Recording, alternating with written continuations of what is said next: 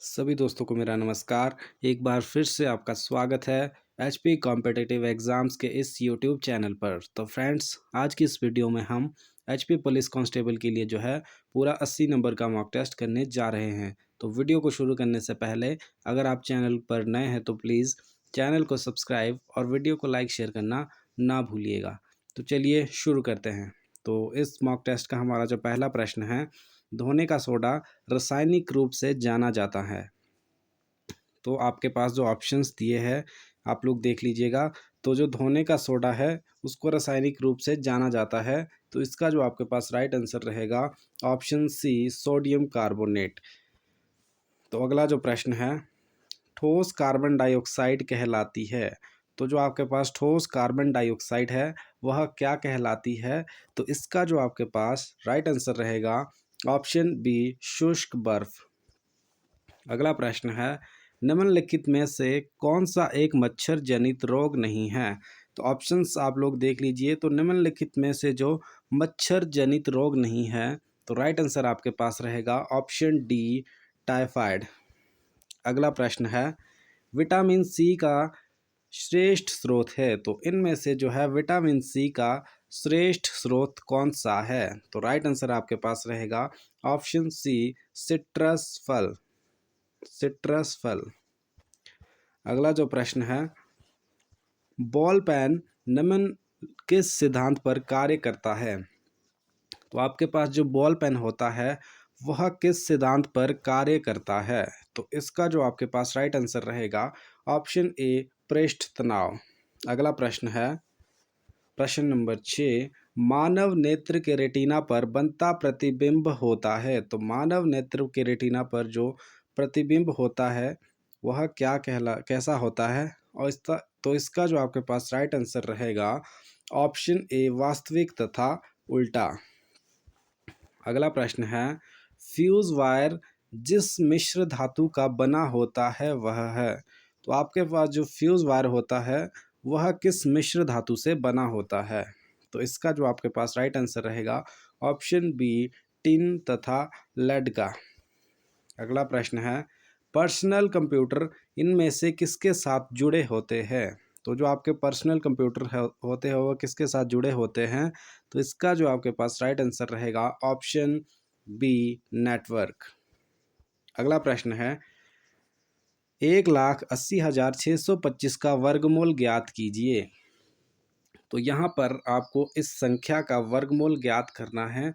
तो आप लोग जो है वीडियो को पॉज करके अपनी नोटबुक पे इसका आंसर निकाल सकते हैं। तो इसका जो आपके पास राइट आंसर रहेगा ऑप्शन बी, 425। और अगला जो प्रश्न है, 125/625 का निम्नतम मान होगा। तो प्रश्न नंबर 10 का जो आपके पास राइट आंसर रहेगा ऑप्शन डी, 1/5। अगला जो प्रश्न है, 180 का 15% is equal to question mark. तो 180 का 15% कितना होगा? तो इसका जो आपके पास राइट आंसर रहेगा ऑप्शन ए, 27%। अगला जो प्रश्न है, एक फौज में 6 सैनिक लड़ाई में जख्मी हुए फिर भी 282 सैनिक अभी स्वस्थ है। तो एक फौज में जो है 6% सैनिक लड़ाई में जख्मी हुए फिर भी 282 सैनिक अभी स्वस्थ है। बताओ कि लड़ाई में कितने सैनिक जख्मी हुए? तो यहाँ पर आपको जो है कितने सैनिक जख्मी हुए ये बताना है। तो इसका जो आपके पास राइट आंसर रहेगा ऑप्शन डी, 18। अगला प्रश्न जो है, 40 मीटर लंबी एक रेलगाड़ी एक खंबे को 12 सेकंड में पार करती है। तो रेलगाड़ी की चाल प्रति घंटा है। तो प्रश्न एक बार फिर से पढ़ लेते हैं। 140 मीटर लंबी एक रेलगाड़ी एक खंबे को 12 सेकंड में पार करती है तो रेलगाड़ी की चाल प्रति घंटा है। तो यहाँ पर आपको रेलगाड़ी की चाल बतानी है। तो इसका जो राइट आंसर आपके पास रहेगा ऑप्शन बी, 42 किलोमीटर प्रति घंटा। तो अगला जो प्रश्न है आपके पास, रुपये 189 को ए, बी व सी में इस प्रकार बांटे गए कि ए को बी के बराबर व बी को सी के बराबर हिस्सा मिले। सी का हिस्सा होगा। तो आप लोग प्रश्न ध्यान से पढ़िएगा। तो इसका जो आपके पास राइट आंसर रहेगा प्रश्न नंबर 14 का ऑप्शन सी 63। अगला जो प्रश्न है, दो संख्याओं का अनुपात 4:9 है। यदि छोटी संख्या 5000 है तो दूसरी संख्या होगी। तो दो संख्याओं का अनुपात जो आपके पास दिया गया है 4:9। तो इसके जो यदि छोटी संख्या 5000 है तो दूसरी संख्या होगी। तो दूसरी संख्या जो आपके पास होगी ऑप्शन सी 11250। अगला जो प्रश्न है प्रश्न नंबर 16, ए बी तथा सी में क्रमशः रुपये 7000, रुपये 9000 और रुपये 11000 लगाकर एक व्यापार आरंभ किया। यदि वर्ष के अंत में कुल लाभ रुपये 8100 रुपये हो तो ए और बी का भाग क्या होगा।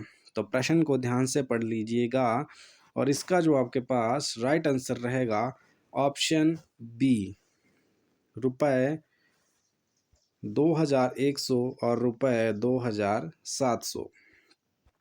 अगला प्रश्न है, यदि स्टेबल के लिए कोड 1 2 3 4 5 है 6 है हो तथा लेबर के लिए कोड 5 3 4 7 8 9 हो, तब बोतल के लिए क्या कोड होगा।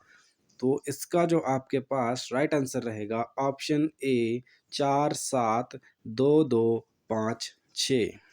अगला प्रश्न है, निम्न श्रेणी में प्रश्नवाचक के स्थान पर क्या आएगा। तो यहाँ पर आपके पास एक श्रेणी दी गई है, तो इसमें प्रश्नवाचक के स्थान पर क्या आएगा। तो इसका जो आपके पास राइट आंसर रहेगा ऑप्शन डी 132।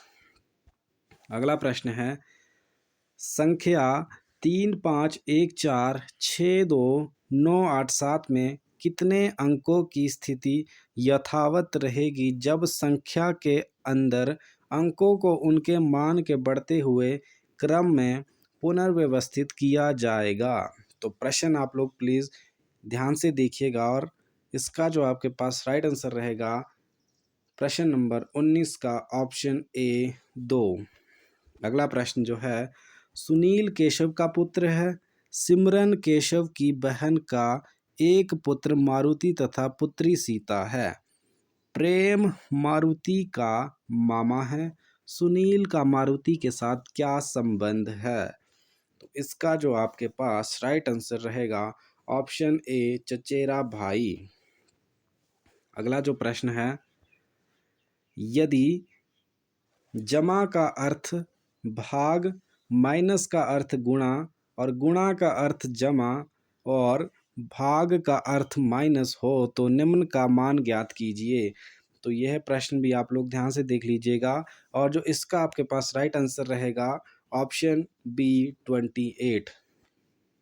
अगला प्रश्न है, एक व्यक्ति अपने घर की तरफ 8 बजे चलता है और अपनी परछाई वह दाहिनी तरफ पाता है, वह किस दिशा में चल रहा है। तो एक व्यक्ति अपने घर की तरफ 8 AM पर चलता है, मतलब कि सुबह 8 बजे चलता है और अपनी परछाई वह दाहिनी तरफ पाता है, वह किस दिशा में चल रहा है। तो इसका राइट आंसर आपके पास रहेगा ऑप्शन बी दक्षिण दिशा में। अगला प्रश्न है, निम्न में से कौन सा लीप वर्ष है। तो इसमें जो आपके पास लीप वर्ष रहेगा ऑप्शन सी। अगला प्रश्न है, वर्तमान में पिता तथा पुत्र की उम्र का योग 70 वर्ष है। 10 वर्ष पश्चात पुत्र की उम्र पिता की उम्र से ठीक आधी होती हो तो उनकी वर्तमान उम्र क्या है। तो यहाँ पर उनकी वर्तमान उम्र आपको बतानी है। तो इसका जो आपके पास राइट आंसर रहेगा ऑप्शन बी 50 वर्ष और 20 वर्ष। अगला प्रश्न है, एक जगह बाईसाइकिल तथा ट्राईसाइकिल की कुल संख्या 10 थी। यदि पहियों की कुल संख्या 24 हो तो ट्राईसाइकिल की संख्या कितनी होगी। तो प्रश्न एक बार फिर से पढ़ लेते हैं। एक जगह बाईसाइकिल तथा ट्राईसाइकिल की कुल संख्या 10 थी। यदि पहियों की कुल संख्या 24 हो तो ट्राईसाइकिल की संख्या कितनी थी?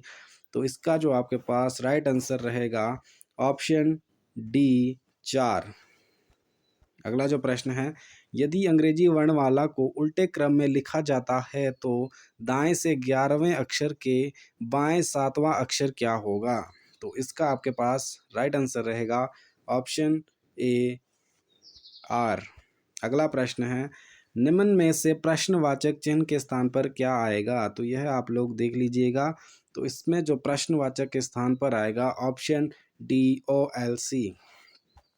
अगला जो प्रश्न है, एक निश्चित कूट में लेट को वी जी जेड ओ लिखा जाता है, उसी कूट में शाइन को कैसे लिखा जाएगा? तो इसको भी आप लोग देख लीजिएगा और राइट आंसर आपके पास रहेगा option C V M R S H. अगला प्रश्न है, राजा रघु से धीमे चलता है और रघु गोरू जितना तेज चलता है, और कृष्णा गोरू से तेज चलता है, सबसे तेज कौन चलता है? तो बड़ा ही ट्रिकी क्वेश्चन है। राजा रघु से धीमे चलता है और रघु गोरू जितना तेज चलता है, और कृष्णा गोरू से तेज चलता है, सबसे तेज कौन चलता है? तो राइट आंसर आपके पास रहेगा ऑप्शन सी कृष्णा। अगला प्रश्न है, घड़ी की सुइयां एक दिन में कितनी बार एक दूसरे के विपरीत होती है? तो इसका आपके पास राइट आंसर रहेगा ऑप्शन बी 22। अगला जो प्रश्न है, कौन सा एक शेष से भिन्न है? तो इसमें जो है आपके पास कौन सा भिन्न रहेगा? तो इसमें जो आपके पास राइट आंसर रहेगा ऑप्शन बी ट्यूलिप। अगला प्रश्न है, पांच क्रमिक संख्याओं का योग 190 है, सबसे बड़ी और सबसे छोटी संख्या का योग क्या है? तो इसमें जो आपके पास सबसे छोटी संख्या का योग होगा ऑप्शन सी 76। तो इसके बाद जो है हमारा इंग्लिश सेक्शन शुरू हो जाता है। तो इसका जो पहला प्रश्न है, choose the correct use of conjunction for following question from 33 to 37। तो पहला प्रश्न है, Ramesh like to read dash he go to bed. तो इसका जो आपके पास राइट आंसर रहेगा option B before he go to the bed. अगला प्रश्न है, Shikha started crying dash she heard the news about sad damage of her grandfather. तो इसका आपके पास राइट आंसर रहेगा once once she heard the news about sad damage of her grandfather. तो अगला जो प्रश्न है आपके पास, my dog started barking dash I was going away from home. तो इसका आपके पास राइट आंसर रहेगा option C while I was going away from home. अगला प्रश्न जो है, his horse is dash useful nor obedient. तो इसका राइट आंसर आपके पास रहेगा option D none of these. अगला जो प्रश्न है, though Kalam was poor dash he was honest. तो इसका जो राइट आंसर रहेगा ऑप्शन सी यट। अगला प्रश्न है, Sheetal wore good cloth so that she dash appear attractive. तो चूज अप्रोप्रिएट आर्टिकल। यहाँ पर आपको आर्टिकल चुनना है। तो राइट आंसर आपके पास इसका रहेगा ऑप्शन बी माइट। अगला जो प्रश्न है, which is correct synonym for word pensive. तो इसका राइट आंसर आपके पास जो रहेगा ऑप्शन ए थॉटफुल। अगला प्रश्न है, which is correct antonyms for word guilty. तो गिल्टी का जो आपके पास राइट सिनोनिम रहेगा, तो इसका जो आपके पास राइट आंसर रहेगा option D none of these. तो इनमें से कोई भी नहीं है। तो आप लोग कमेंट में ज़रूर बताइएगा कि गिल्टी का जो है करेक्ट एंटोनिम क्या रहेगा। इसका राइट आंसर है ऑप्शन डी अगला प्रश्न है this car is better than that. 41 का राइट आंसर आपके पास रहेगा option A 1, this car is better than that one.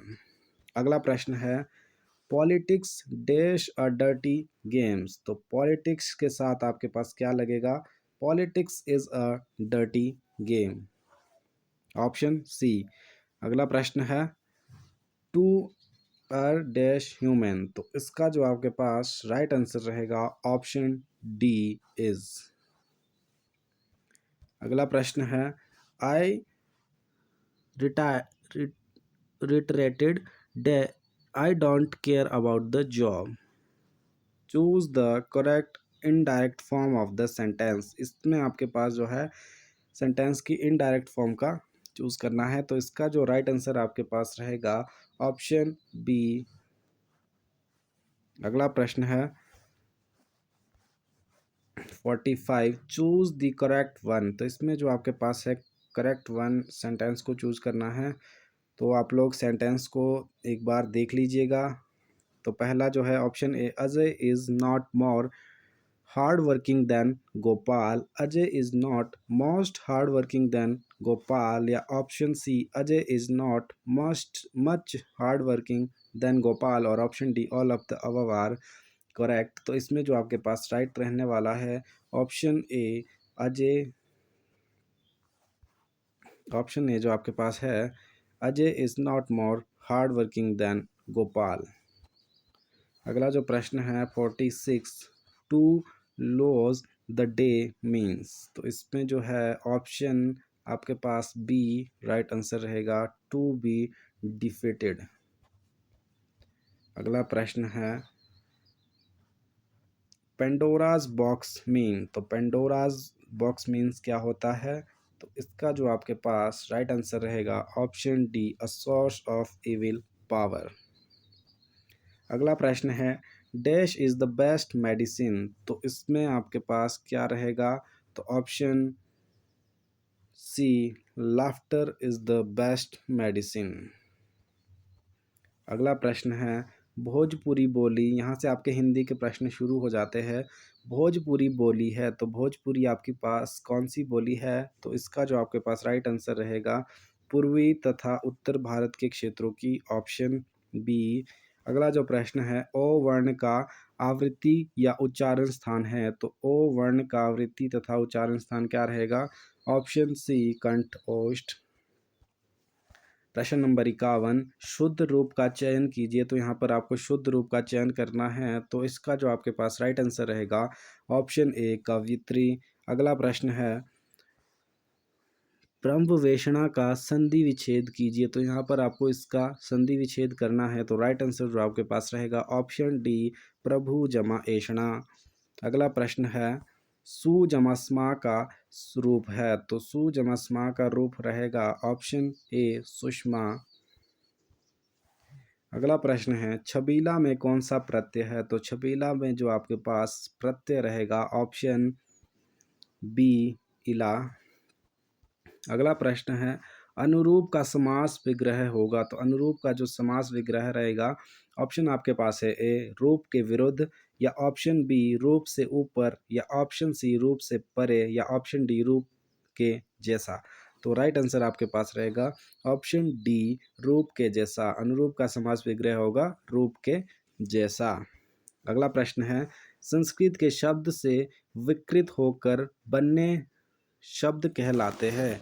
तो संस्कृत के शब्द से विकृत होकर बनने वाले शब्द क्या कहलाते हैं? ऑप्शन बी तद्भव। अगला प्रश्न है ग्राम शब्द है। तो ग्राम शब्द आपके पास कौन सा शब्द रहेगा? तो यह जो है आपके पास ऑप्शन बी ऑप्शन ए तत्सम शब्द रहेगा।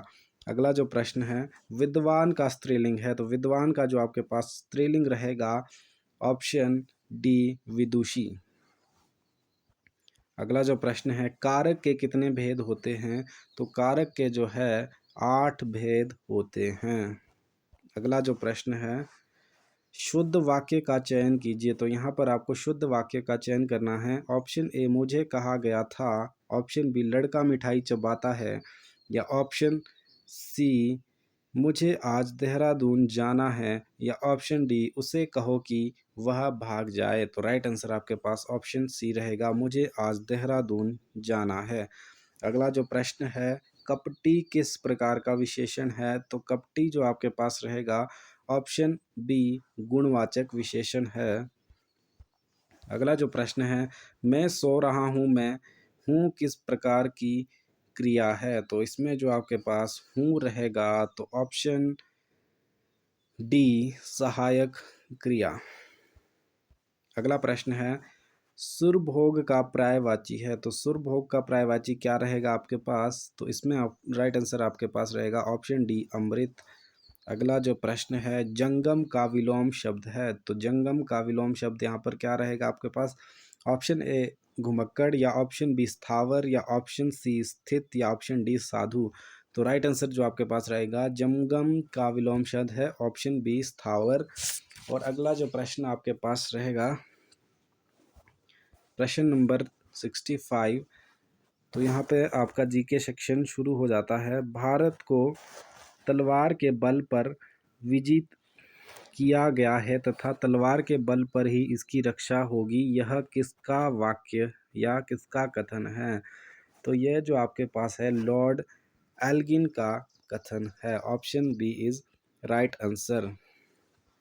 अगला जो प्रश्न है, बरेली 1857 का विद्रोह केंद्र था, निम्न में से कौन भारतीय नायक इस स्थान से अंग्रेज के खिलाफ मोर्चा खोले था? तो बरेली 1857 का विद्रोह जो केंद्र था, विद्रोह का केंद्र था जो, निम्न में से कौन भारतीय नायक इस स्थान से अंग्रेजों के खिलाफ मोर्चा खोले था? तो इसका जो राइट आंसर रहेगा ऑप्शन सी खान बहादुर खां। अगला जो प्रश्न है, वाकाटक राजवंश की स्थापना किसने की थी? तो राइट आंसर जो आपके पास रहेगा ऑप्शन ए विद विंद या विंध्या शक्ति। अगला जो प्रश्न है 68, मोहनजोदाड़ो सिंधु सभ्यता स्थल की खोज किसने की थी? तो जो मोहनजोदाड़ो सिंधु सभ्यता स्थल की खोज की थी, तो इसका आपके पास राइट आंसर रहेगा ऑप्शन सी राखल दास बनर्जी। तो अगला जो प्रश्न है, बहुआयामी गरीब सूचांक किस संस्था द्वारा तैयार की जाती है? तो ये जो है आपके पास किसके द्वारा तैयार की जाती है? बहुगरीबी सूचांक, ऑप्शन डी UNDP। अगला जो प्रश्न है, नीति आयोग का पदेन अध्यक्ष कौन होता है? तो नीति आयोग का जो पदेन अध्यक्ष रहता है ऑप्शन बी प्रधानमंत्री। अगला जो प्रश्न है 71, नीस किस प्रकार की चट्टान है? तो नीस जो है आपके पास किस प्रकार की चट्टान है? ऑप्शन बी कायांतरित चट्टान, राइट आंसर। अगला प्रश्न है, वायुमंडल की सबसे निचली परत कहलाती है? तो वायुमंडल की जो है सबसे निचली परत कहलाती है ऑप्शन ए क्षोभ मंडल।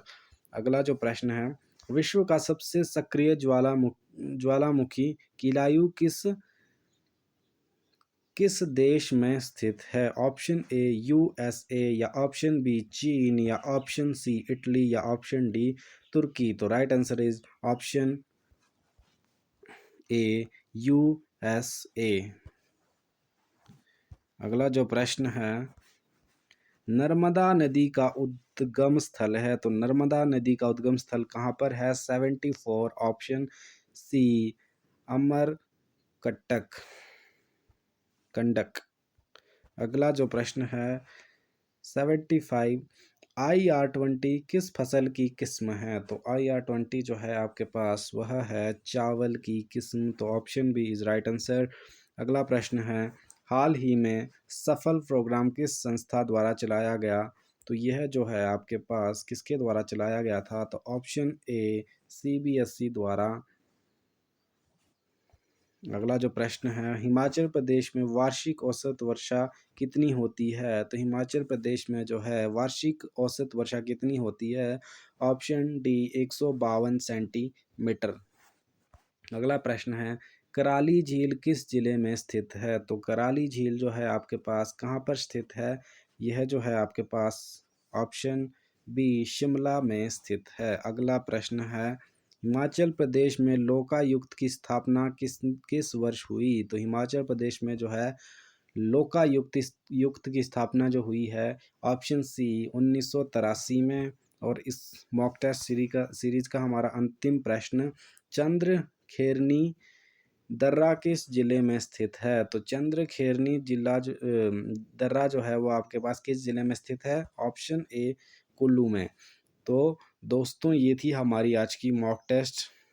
तो आई होप आप लोगों को पसंद आई हो।